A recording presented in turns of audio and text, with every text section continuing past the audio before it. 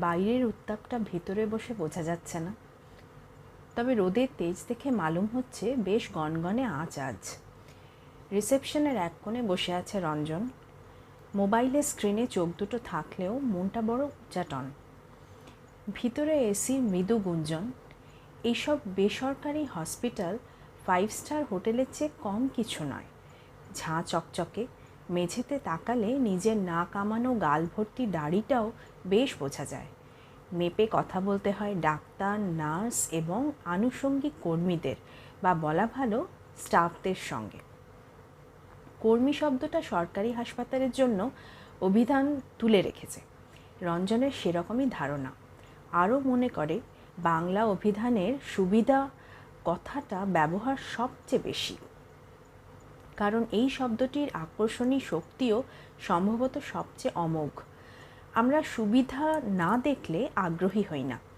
সুবিধাবাদী শব্দটির ব্যবহার নেতিবাচক হতে পারে, কিন্তু ভেবে দেখতে গেলে সব মানুষই তাই। অসুবিধা স্বীকার করে কেউ কিছু করতে রাজি হয় কখনো? আর হবেই বা কেন? এই যে শীতাতপ নিয়ন্ত্রিত সর্বসুবিধাযুক্ত হাসপাতালে বাবাকে ভর্তি করেছে রঞ্জন, তাতে ভুলে গেলে তো চলবে না তথাকথিত এটিকেট।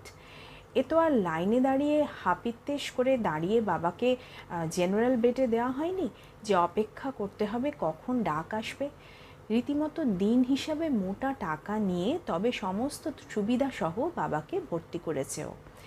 খুব ভদ্র ভাষায় সব খোঁজ পাওয়ার ওর অধিকার, টাকার অধিকার, কারণ এই সব কিছুর জন্যই সে দাম দিচ্ছে। একবার মনে হলো এর চেয়ে কি ওদের পাড়ার সরকারি হাসপাতালে দিলে ভালো হতো বাবাকে।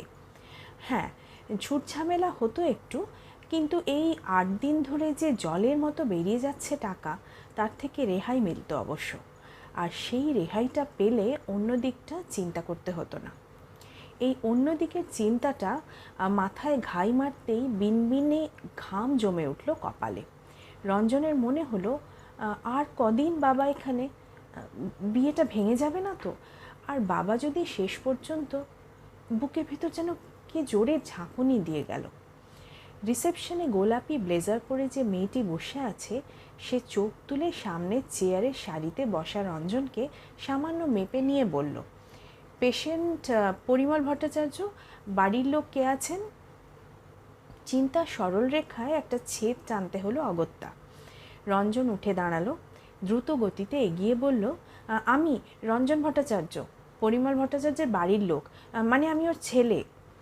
একটা কাগজ সামনে এগিয়ে দিল মেয়েটি, তারপর বলল, সাইন করে দিন। 2 দিন ভেন্টিলেশনে আছেন, তার আগে নর্মাল কেবিনে ছিলেন। মোট চার্জ লেখা আছে, যা অ্যাডভান্স করেছেন তাতে হবে না। আপনাদের মেডিক্লেম পারমিট করবে তো? রঞ্জন কেমন যেন ভ্যাবাচাকা খেয়ে গেল। বিলে লেখা টাকার অঙ্কটা অস্পষ্ট দেখা যাচ্ছে। কতগুলো সংখ্যা গোনার চেষ্টা করতেই আবার ফাইলটা নিয়ে পেপার ওয়েট চাপিয়ে দিল মেয়েটা। রঞ্জন মনে মনে দেখল 5টা অক্ষর, মানে একক, দশক, শতক, হাজার, অযুত, মানে এখনও লাখের ঘরে পৌঁছয়নি। স্বস্তির নিঃশ্বাসটাও স্বস্তিতে ফেলতে পারল না রঞ্জন। আর কদিন টানতে হবে কে জানে। লাখের ঘরে গুটি গুটি পায়ে অঙ্কটা পৌঁছতে আর হয়তো একটা দিন, তারপর ঝোপ বুঝে কোপ মারবে বলেই মনে হচ্ছে। মেয়েটা আগের চেয়ে সামান্য জোরে আবার বলল, এক্সকিউজ মি স্যার, মেডিক্লেমে কথা বলেছেন? রঞ্জনের থতমত ভাবটা কেটে গেল। চশমাটা ঠিক করে বলল, হ্যাঁ, কথা বলে নেব। মেয়েটা কম্পিউটারের স্ক্রিনেই চোখ রেখে বলল, পার ডে ভেন্টিলেশনে 35,000। আপনার মেডিক্লেমে কি কি ইনক্লুডেড আছে অবশ্যই পলিসি লোকের সঙ্গে কথা বলে জেনে নেবেন। রঞ্জন একটু ইতস্তত করে বলল, মানে কদিন রাখতে হবে ভেন্টিলেশনে, তার কোনো আন্দাজ পাওয়া যায়? প্রশ্নটা করেই নিজেকে খুব বোকা বোকা মনে হলো ওর। এর কোনো উত্তর কি আদৌ রিসেপশনিস্টের কাছে থাকার কথা? মেয়েটা মাউস ঘোরাতে ঘোরাতে একই রকম যান্ত্রিক ভাবলেশীন গলায় বলল, please consult with your doctor sir, we have no idea. পেশেন্টের কন্ডিশনের ওপর ডিপেন্ড করে আসলে। নিন, এখানে সাইন করে দিন। মেয়েটা একটু এগিয়ে কাগজটা দিল। ল্যাভেন্ডারের গন্ধ ভেসে এলো। রঞ্জনকে রাহি আগের দিন শপিং মলে নিয়ে গিয়ে একটা পারফিউম কিনে দেওয়ার জন্য আবদার করেছিল। স্পষ্ট করে চাইনি বটে, তবে সূক্ষ্ম বিচারে ওটা আবদারি। সে আবদার রঞ্জন রাখতে পারেনি।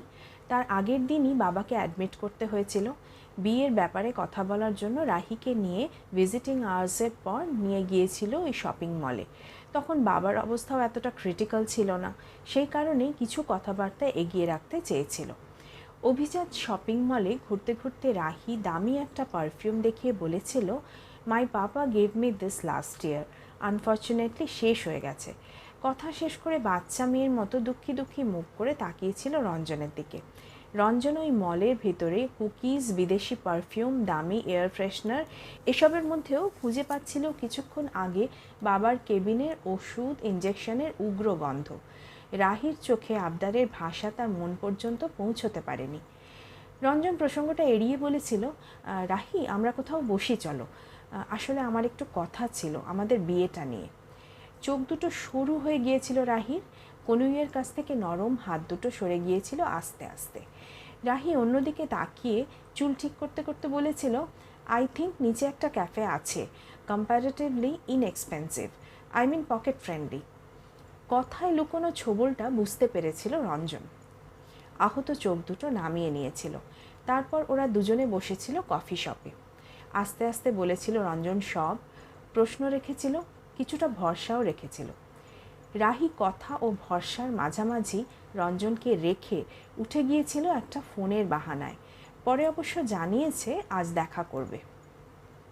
লিফট থেকে বেরিয়ে আসছেন ডক্টর দে, শার্প চেহারা, বুদ্ধিদীপ্ত চোখ। রঞ্জন দ্রুত পায়ে এগিয়ে বলল, গুড মর্নিং স্যার। মাপা হাসি, মাপা চাহনি। ডাক্তারবাবু বেশ হিসেব করে বললেন, মর্নিং। রঞ্জন তার বাবার নাম, আইসিইউ এর নাম্বার বলল। তারপর একটু ইতস্তত করে বলল, স্যার বাবাকে আর কদিন ভেন্টিলেশনে রাখতে হবে? জেনারেল বেডে কি দেওয়া সম্ভব? মোবাইলের স্ক্রিনে হিসেবি চোখ দুটো নামিয়ে রাখলেন ডক্টর দে।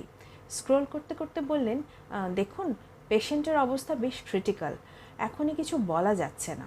জেনারেল বেডে দেওয়ার কথা তো নয়ই। আইসিইউতে দুদিন পর স্টেবল হলে ট্রান্সফার করা যেতে পারে, তবে পুরোটাই আপ টু দ্য সিচুয়েশন। দেখা যাক আর একটু। আর উত্তরের অপেক্ষা করলেন না ডক্টর দে। কথা শেষ হতে না হতেই হেঁটে চলে গেলেন। রঞ্জন আবার ফিরে এলো রিসেপশনে। মেয়েটিকে জিজ্ঞেস করলো, একবার বাবাকে দেখা যাবে?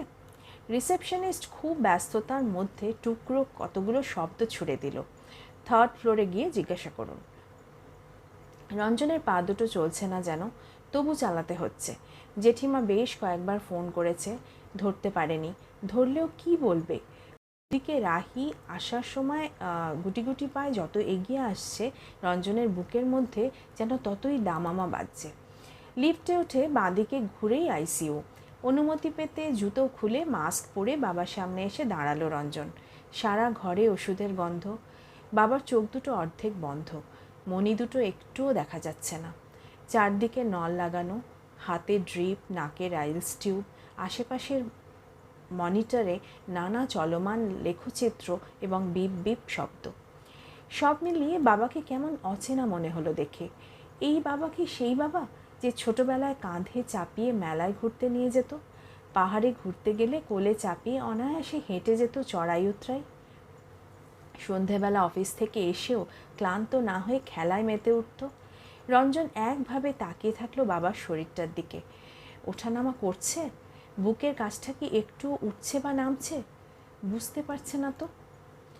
কোন ছোটবেলায় মা মারা যাওয়ার দৃশ্যটুকু শুধু মনে পড়ে। তারপর ওর পুরো জগৎটাই তো বাবাকে ঘিরে। একটা মোটা কম্বল বাবার গায়ের ওপর চাপানো, গাল দুটো ঝুলে পড়েছে। কাছে যাওয়ার অনুমতি নেই বলে ছুঁয়েও দেখতে পারছে না রঞ্জন। পাশে একজন নার্স এসে দাঁড়ালেন, প্লিজ এবার বাইরে যেতে হবে। রঞ্জন অন্যমনস্ক হয়ে গেল, বাবা বেঁচে আছে তো? নার্সটি উত্তর দিল, এখনও। বাইরে থেকে সাপোর্ট নিয়ে বেঁচে আছেন, তবে এসব ক্ষেত্রে মাল্টি অর্গান ফেল হতে থাকে একটা সময়। তবু দেখুন, মিরাকল তো হয়, ঈশ্বরের কাছে প্রার্থনা করুন। রঞ্জন আর দাঁড়ালো না, সোজা লিফটে নেমে এসে বাইরের করিডোরে দাঁড়ালো।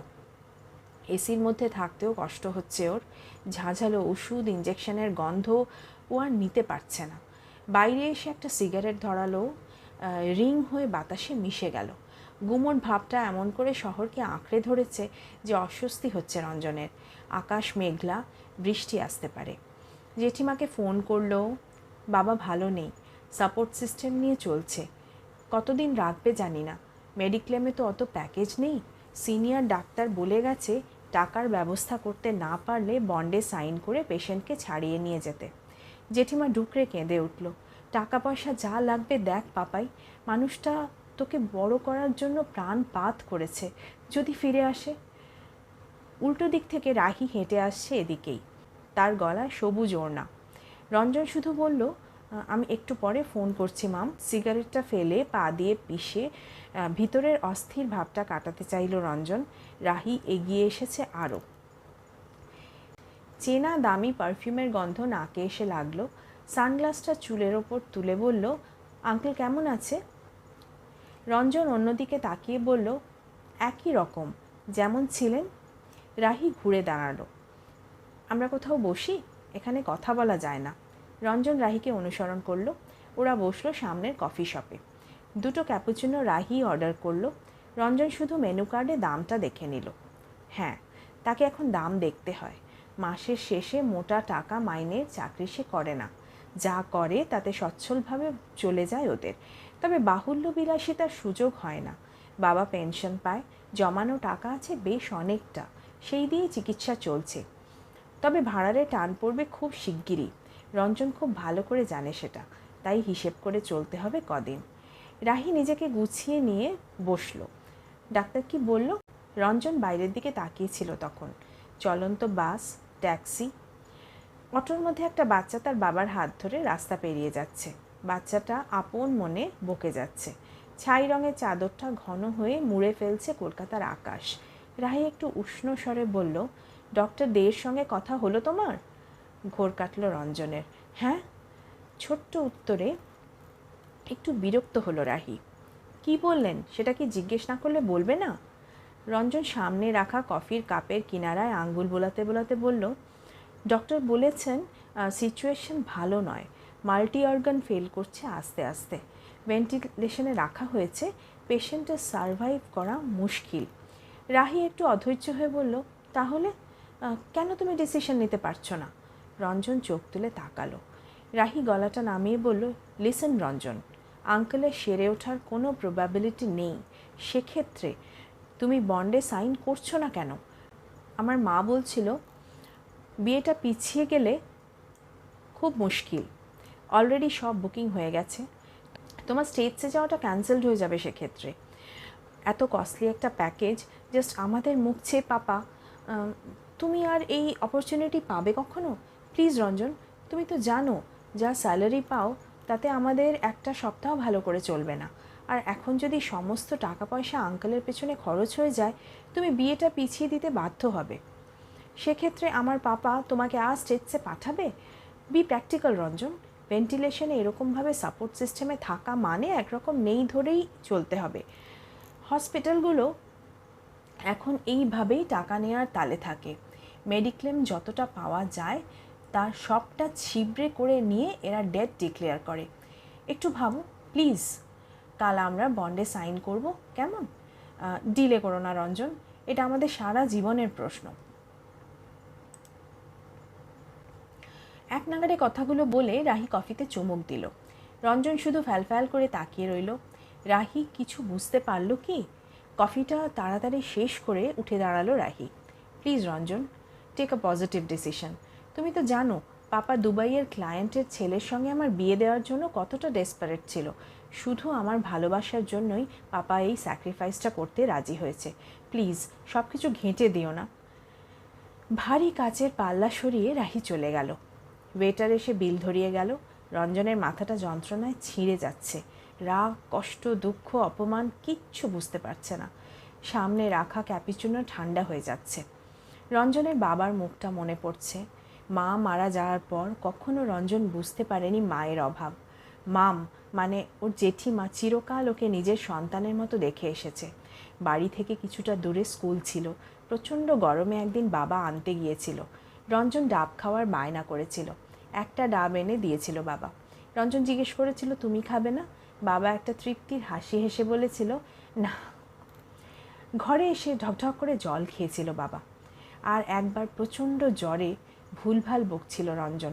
বাবা অফিস থেকে ফিরে মাথার কাছে বসেছিল সারা রাত, মাথায় জলপট্টি দিয়ে সমানে হাত পাখার হাওয়া করে গিয়েছিল। আচমকা গলার কাছে অসম্ভব একটা কষ্ট হচ্ছে রঞ্জনের। বিয়ে, রাহি, এই সব কিছু ছাপিয়ে ওর বাবার মুখটা মনে পড়ল। একটা মোটা কম্বল, বাবা শুয়ে আছে। আচ্ছা, রঞ্জন যদি ওইভাবে শুয়ে থাকতো, ওর বাবাও কি টাকার কথা চিন্তা করতো আগে? ওয়েটার এসে তাড়া লাগালো। রঞ্জন উঠে দাঁড়ালো। Take a decision. 11 বছর রিলেশনে এত বড় প্রশ্নের মুখোমুখি আর কখনো হয়নি রঞ্জন। কাচের দরজা ঠেলে বাইরে এসে দাঁড়ালো। তুমুল বৃষ্টি শুরু হয়েছে, রাস্তা ধুয়ে যাচ্ছে। সিদ্ধান্ত নিয়ে ফেলে রঞ্জন। সে তুমুল বৃষ্টির ঝড়োখার নিচে এসে দাঁড়ায়। রঞ্জন বৃষ্টিতে ভিজবে, জ্বর আসুক, ধুম জ্বর, চেতন অবচেতন মুছে গিয়ে ভুল বকবেও। তখনও কি বাবা পারবে নাকি ওরকম নল গুঁজে শুয়ে থাকতে? কিছুতেই না। বাবা ঠিক উঠে চলে আসবে, ওর মাথার পাশে বসবে, মাথায় জলপট্টি দেবে। আসবে না বাবা?